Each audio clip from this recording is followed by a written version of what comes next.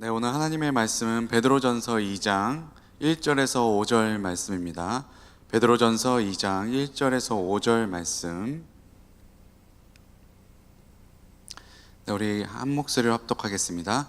그러므로 모든 악독과 모든 기만과 외식과 시기와 모든 비방하는 말을 버리고 갓난 아기들 같이 순전하고 신령한 젖을 사모하라. 이는 그로 말미암아 너희로 구원에 이르도록 자라게 하려 함이라.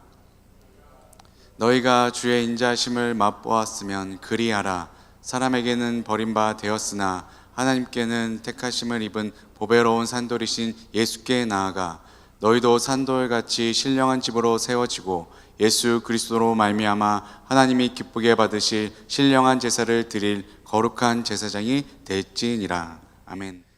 네, 오늘은 신령한 집이라는 말씀의 제목으로 우리가 함께 말씀을 나눠보도록 하겠습니다.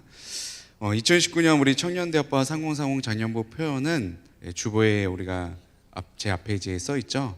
예수가 삶으로 라는 표의 제목으로 우리가 함께 2019년을 나아가고자 합니다. 또 주제 말씀은 오늘 본문 말씀 중에 이제 마지막 말씀인 베드로전서 2장 5절 말씀입니다. 우리 2장 5절 말씀 우리 한 목소리로 다시 한번 우리 함께 읽어보도록 하겠습니다. 시작.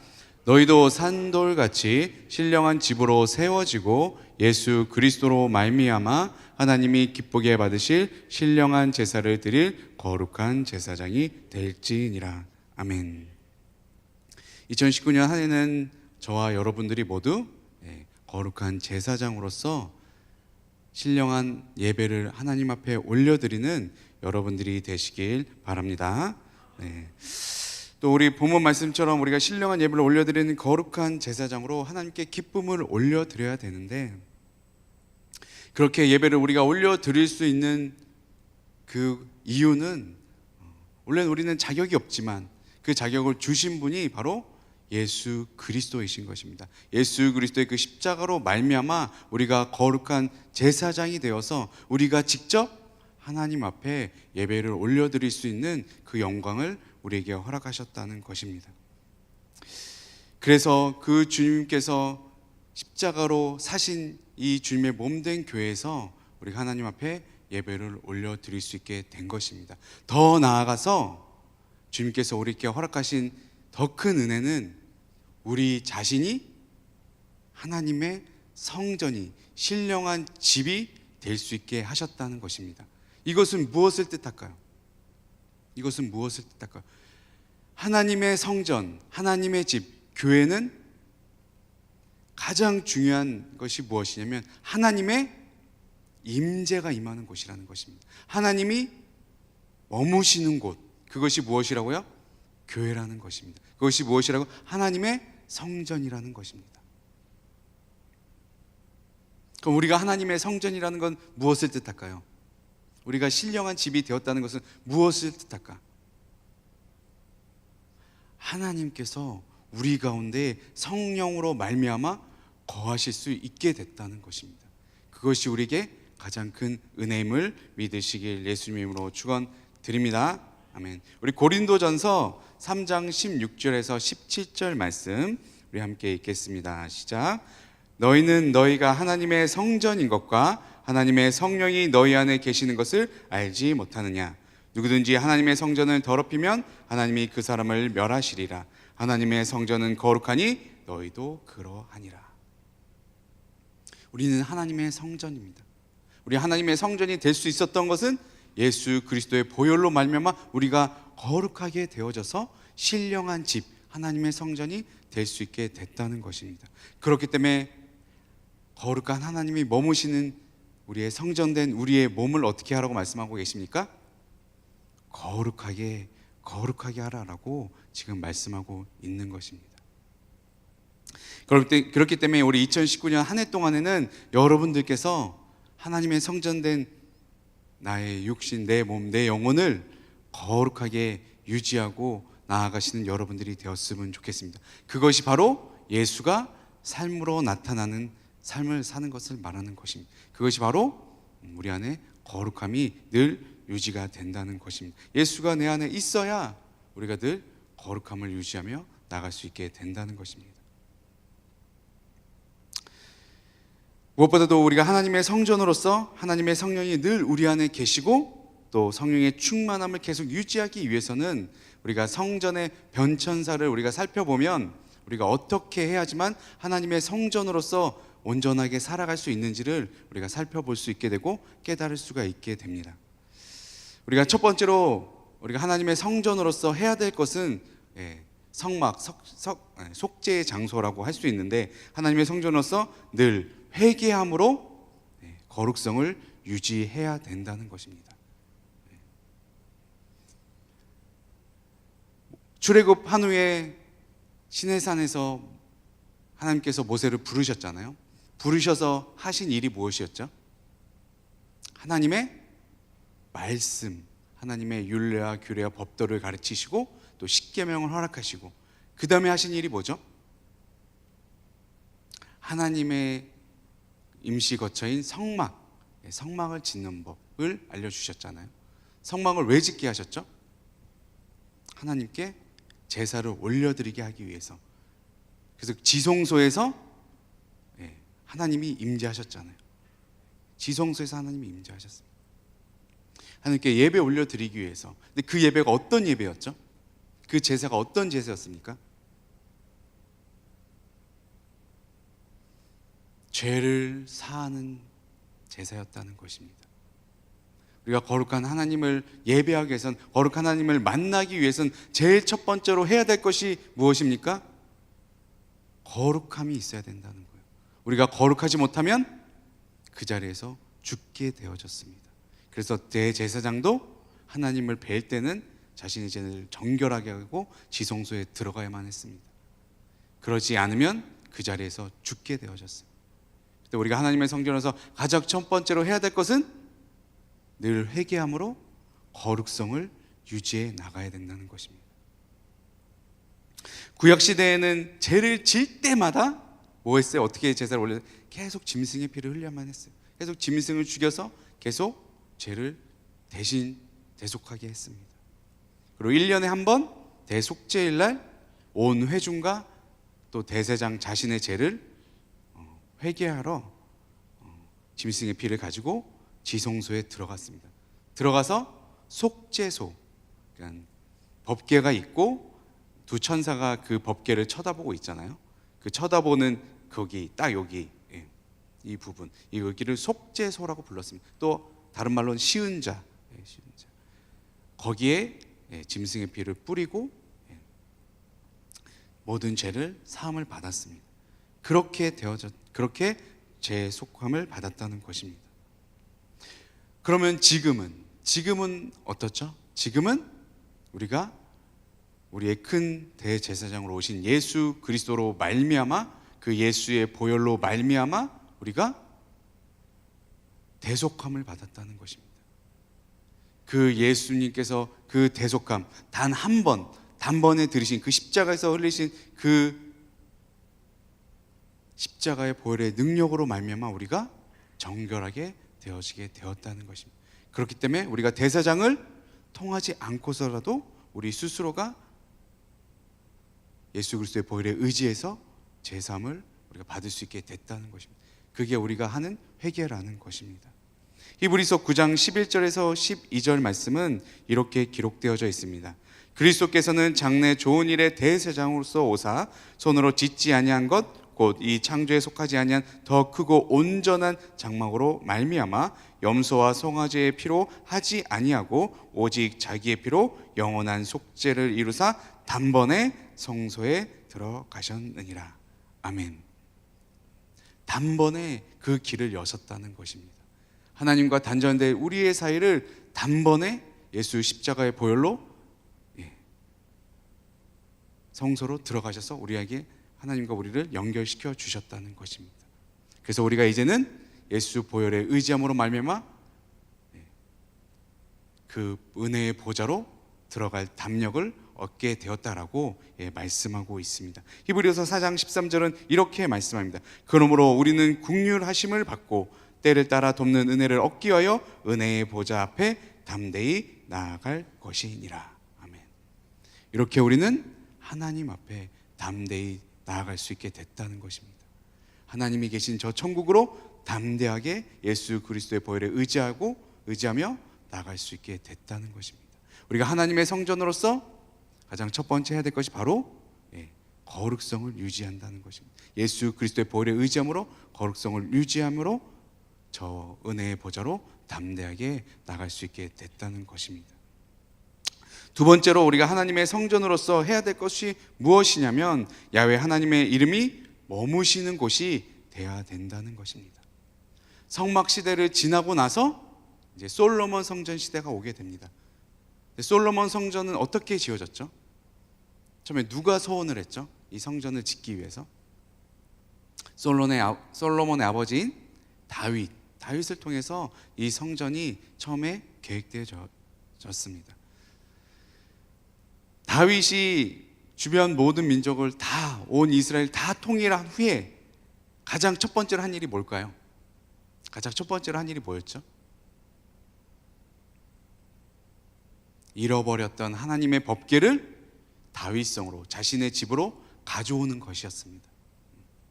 하나님의 말씀을 사모하는 자였기 때문에 하나님의 법궤를 다윗의 성으로 가져오는 것이었어요. 그리고 가져왔어요. 그래서 성문에 이르렀을 때 여러분 다 아시다시피 춤을 췄죠. 너무 기뻐서 춤을 췄어요. 그랬을 때 아랫도리가 이제 내려갔잖아요. 아랫바지가 내려가서 이제 미갈이 그것을 보고 비웃었잖아요. 그래서 이제 아이를 못 낳게 되었는데 어찌 됐건 그만큼 기뻐서 뛰었습니다. 하나님의 말씀이 드디어 나의 집으로, 나의 성으로 들어오는구나. 그렇게 기뻐했어요. 그러던 어느 날 임시 거처에 있던 그 하나님의 법궤를 보게 되었습니다. 그냥 휘장으로만 덮여져 있는 하나님의 법궤를 보게 되었어요. 그래서 다윗이 그것을 보고 이렇게 생각했습니다. 나는 백향목으로 지은 너무나도 좋은 재료로 나무로 지은 나의 집에서 다윗 성에서 살고 있는데 하나님이 임재하시는 저 하나님의 법궤가 그냥 휘재 밑에 덩그러니 있는 모습을 보고 거룩한 소원이 올라왔습니다. 하나님의 집을 지어 드려야 되겠구나. 그래서 그 다음날 바로 나단 선지자를 부릅니다. 나단 선지자한테 내가 이런 거룩한 소원이 일어났습니다 라고 얘기를 했고, 그래서 나단 선지자가 하나님 앞에 여쭈었을 때에 하나님께서 어떻게 하셨죠? 그 마음은 받으셨으나 다윗은 많은 전쟁을 통해서 피가 묻은 손이었기 때문에 하나님께서 너의 다음 아들인 솔로몬 때에 짓게 될 것이라 라고 말씀해 주셨습니다. 하지만 그 마음이 너무 하나님께서 흡족하셔서 그에게 허락하신 게 뭐였죠? 다윗의 영원한 왕조 언약을 허락하신 것입니다. 너의 왕조는 절대 멸망하지 않게 될 것이다. 그래서 예수님이 다윗의 후손으로 오게 된 것입니다. 그런 영광을 누리게 되었어요. 그 누구도 생각지 못했죠. 그 누구도 하나님의 집을 지어야 되겠다라고 생각지 못했습니다. 그러나 다윗은 그것을 생각했고 그것을 올려드리고 싶었어요. 그 마음이 진심인 것은 이제 솔로몬 때에 지으라고 했으면 그냥 그러면 되겠구나라고 그쳤을 텐데, 솔로몬이 자신이 임기가 되었을 때 다 지을 수 있을 만큼 모든 성전을 지을 수 있는 재료들을 준비를 다 했다는 거예요. 솔로몬이 지을기만 할 수 있을 정도로 다 준비를 했다는 것입니다. 그렇게 다윗은 하나님의 집을 짓고자 했고, 이제 솔로몬 때에 하나님의 성전이 비로소 하나님의 집이 짓게 되어진 것입니다. 그게 우리가 명칭하는 솔로몬 성전이 된 것입니다. 그리고 솔로몬 성전이 하나님의 성전을 다 졌어요. 다 짓고 나서 이렇게 기도를 합니다. 역대하 6장 20절 말씀입니다. 6장 20절 우리 함께 읽겠습니다. 시작. 주께서 전에 말씀하시기를 내 이름을 거기에 두리라.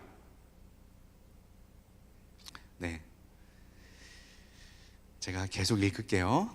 자막에 주께서 전에 말씀하시기를 내 이름을 거기에 두리라 하신 곳 이 성전을 향하여 주의 눈이 주야로 보시오며 종이 이곳을 향하여 비는 기도를 들으시옵소서.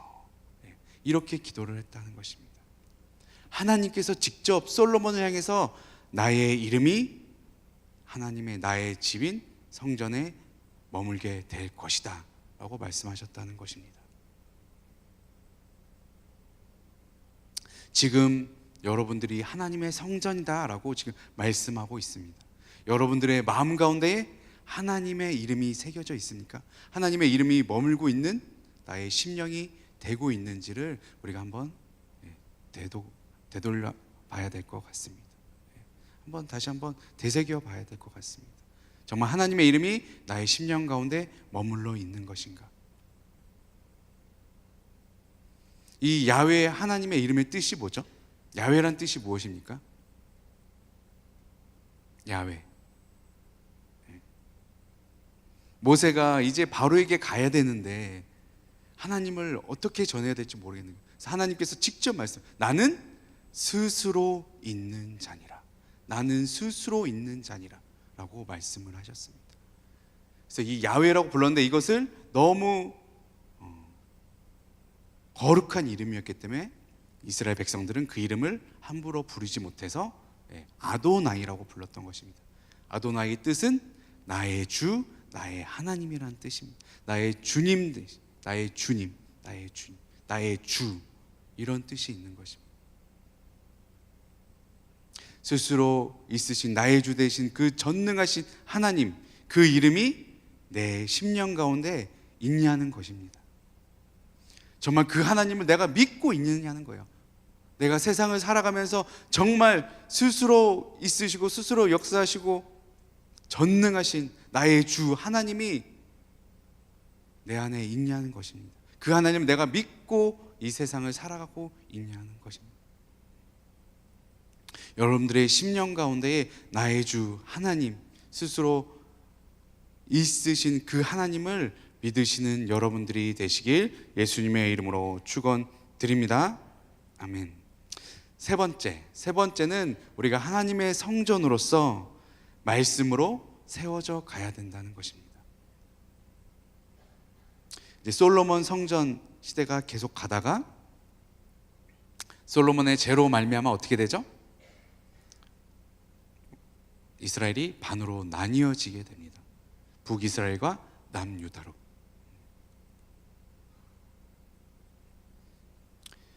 그런데 하나님의 말씀, 또 하나님의 말씀으로 온전히 나아갔던 선한 왕들이 있었을 때는 그 나라가 번성했지만, 그러지 못했을 때는 우상 숭배하고 하나님의 말씀을 멀리했던, 하나님의 말씀이 어디에 있는지조차도 몰랐던 그런 왕들이, 악한 왕들이 있었을 때는 수없이 이방 민족에게 전쟁을 당하고 맨날 괴롭힘을 당하고 수많은 수탈을 당하고 그런 시절을 보내게 됐습니다.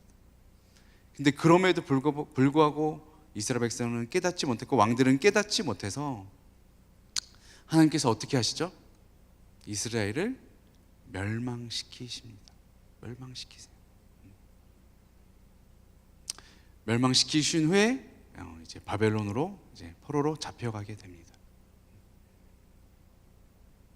그렇게 될 때에 에레미야 선지자가 예언을 하잖아요. 우리가 비록 지금은 멸망하여서 바벨론의 포로로 붙잡혀 가지만 70년 후에는 반드시 하나님께서 다시 우리를 회복시켜 주실 것이다 라고 예언을 하게 됩니다. 하지만 바벨론 왕 느부갓네살 왕이 이스라엘을 멸망시킬 때에 솔로몬 성전도 완전히 다 무너뜨리고 다 부숴버립니다. 그리고 나서 이스라엘에 있는 유능한 젊은이들을 포로로 다 잡아가게 됩니다. 그리고 나서 70년이 이제 지난 후에 이제 돌아오게 되죠. 바사왕 고레스의 칙령에 의해서 하나님께서 그 왕의 마음을 만지셔서 하나님의 전을 다시 짓게 하고자 하나님께서 명령하셔서 첫 번째 지도자인 스룹바벨에 의해서 돌아오게 됩니다. 돌아와서 첫 번째로 한 일이 뭐였죠? 당연히 하나님의 성전을 짓는 것이었습니다. 하나님께서 가장 먼저 명령하신 것도 하나님의 전을 다시 회복하는 것이었습니다. 그래서 스룹바벨이 지도자가 되어서 이스라엘 백성들이 귀환한 후에 첫 번째로 한 게 성전을 다시 짓는 거였습니다.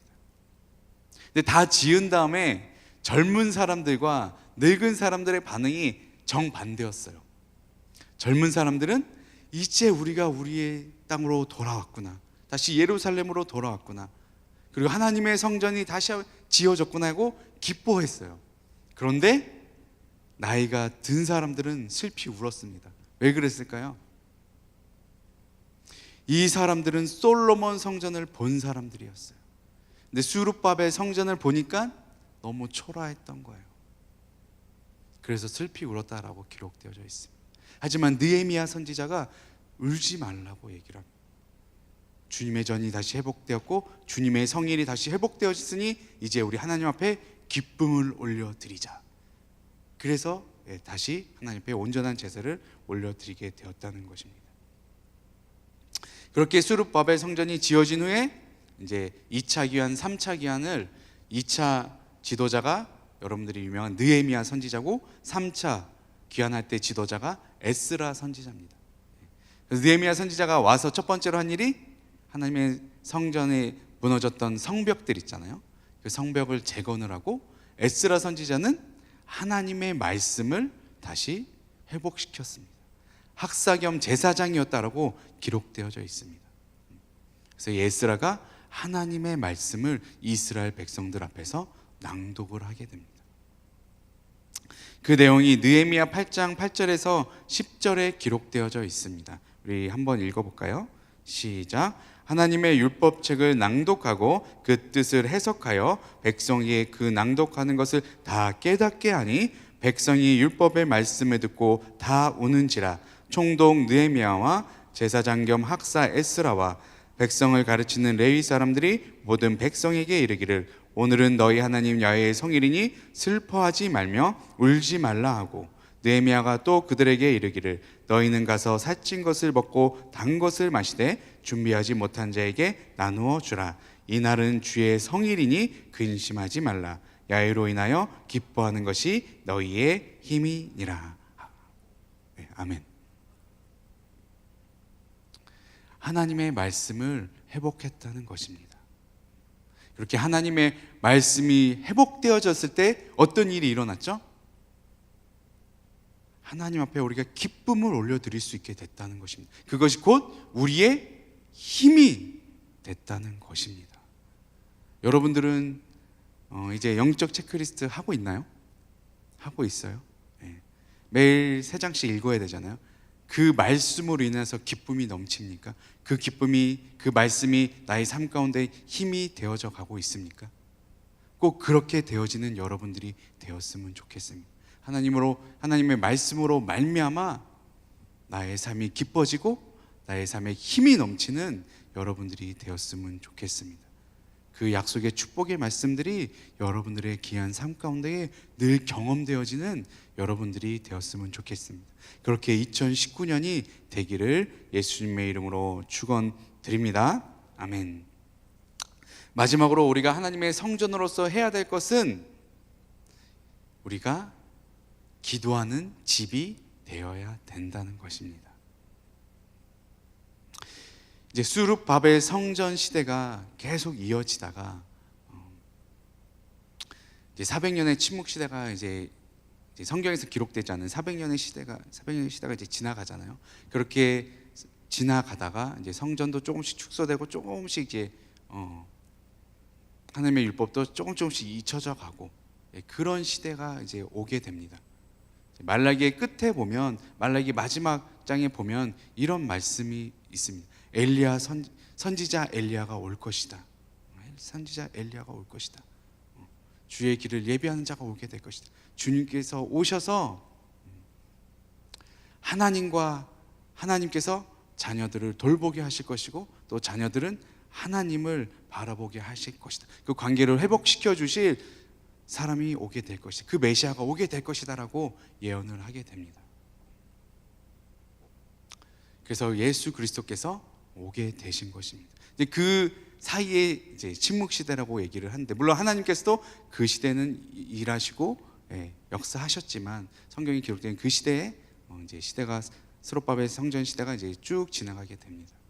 그렇게 되다가 이제 로마에 의해서 이제 이스라엘이 다시 주권을 이제 잃어버리게 되는데, 그 당시에는 이제 그 성전 이름을 헤롯 성전이라고 불렀습니다. 이 수르바벨 성전을 이제 볼품이 없어졌잖아요. 오랜 세월이 지나다 보니까. 그래서 헤롯이 유대인들에게 환심을 사기 위해서 이 수르바벨 성전을 좀 더 재건을 한 거예요. 그래서 그 이름을 헤롯 성전이라고 부르게 됩니다.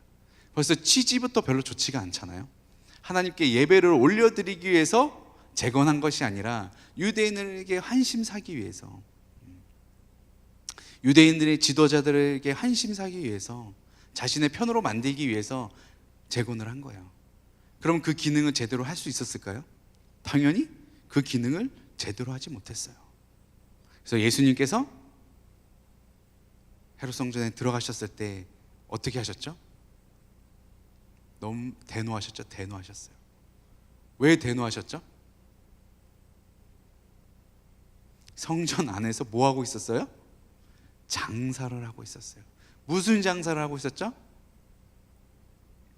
하나님 앞에 올려드릴 제물에 대해서 장사를 하고 있었어요. 수많은 이익을 챙기기 위해서, 이득을 챙기기 위해서. 마가복음 11장 17절에 이렇게 예수님께서 말씀하셨습니다. 우리 함께 읽겠습니다. 시작. 이에 가르쳐 이르시되 기록된 바 내 집은 만민이 기도하는 집이라 칭함을 받았으리라 하지 아니하였느냐. 너희는 강도의 소굴을 만들었도다 하시매. 이사야 56장 7절 말씀을 인용하셔서 하나님의 성전은 뭐 하는 곳이라고요? 만민이 기도하는 집이다 라고 말씀을 하셨습니다. 그러나 너희는 그 집을 어떻게 만들었다고요? 강도의 소굴로 만들었다라고 말씀하고 있습니다. 하나님의 성전이 기도하는 자들이 없다면 그건 뭐 하는 곳이에요? 강도의 소굴이 되는 거예요. 하나님의 집은, 하나님의 성전은 기도하는 곳이다 라고 말씀하고 있습니다. 여러분들은 하나님의 성전입니다. 여러분들은 기도하고 있습니까? 여러분들은 기도하는 집이에요? 아니면 강도의 소굴입니까? 내가 기도하는 것을 잃어버리고 있다면 나는 내 몸을, 하나님의 성전인 내 몸을 어떻게 하고 있는 거예요? 강도의 소굴로 만들고 있다는 것입니다. 꼭 여러분들의 성전을, 여러분들의 집을, 신령한 집을 기도하는 집으로 만드시는 여러분들이 되시길 예수님의 이름으로 축원드립니다. 아멘. 민수기 19장 20절은 이렇게 말씀하고 있습니다. 사람이 부정하고도 자신을 정결하게 하지 아니하면 야훼의 성소를 더럽힘이니 그러므로 회중 가운데서 끊어질 것이니라. 그는 정결하게 하는 물로 뿌림을 받지 아니었은즉 부정하니라. 늘 여러분들의 성전을 거룩하게 하는 여러분들이 되시길 바랍니다. 그 거룩성을 유지하지 못한다면 뭐라고 말씀하고 있습니까? 야훼의 성소에서, 하나님의 집에서 끊어지는 자가 된다라고 말씀하고 있습니다. 우리가 하나님의 성전이요 성령에 전된 우리의 몸을, 우리의 육체를, 우리의 영혼을 거룩하게 유지하는 여러분들이 되셨으면 좋겠습니다. 그렇게 정결하고 거룩하게 하나님의 성전을 유지하기 위해서는 어떻게 해야 된다고 말씀하셨습니까? 첫 번째는 회개를 통하여서, 두 번째는 말씀을 세움으로, 세 번째는 뭐였죠? 기도하는으로 그렇게 나아가야 된다는 것입니다. 그렇게 되어질 때에 하나님의 이름이 머무는 우리가 되게 된다는 것입니다. 그럴 때야 비로소 전능하신 내주 되신 하나님을 온전히 믿게 되므로 하나님께 영광을 올려드릴 수 있는 삶을 살게 된다는 것입니다. 우리가 하나님의 성전으로서 온전히 그렇게 되어질 때에 하나님께 영광을 올려드리는 삶을 살게 될 것입니다. 그렇게 삶을 살아드리는 여러분들이 되시길 바랍니다. 아멘. 네, 여기서 우리가 한 가지 더 우리가 짚고 넘어가야 될 것이 무엇이냐면, 우리가 하나님의 성전으로서 우리가 이 하나님의 전에서 하나님께 영광을 올려드리는 삶을 살기도 하지만 우리가 세상 속에 나아가서도 그렇게 살아가야 된다는 것입니다.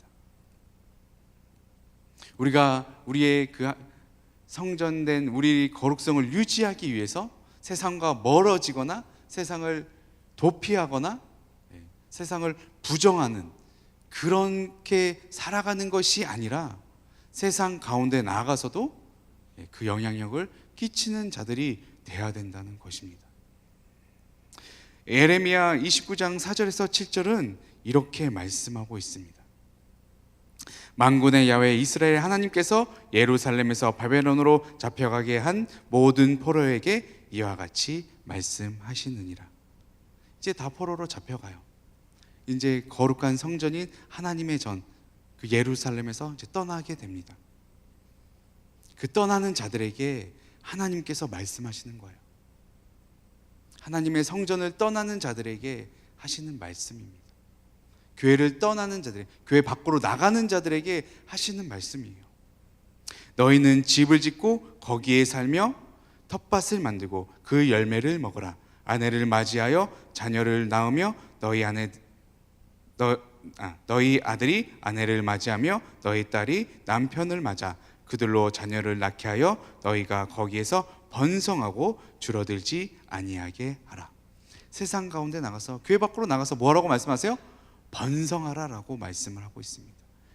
이 교회 안에서만 머무는 자들이 아니라 교회 밖으로 나가 세상으로 나가서 번성하는 자들이 되라라고 말씀하고 있습니다. 이어서 또 이렇게 말씀하고 있습니다. 너희는 내가 사로잡혀 가게 한 그 성읍의 평안을 구하고 그를 위하여 야훼께 기도하라.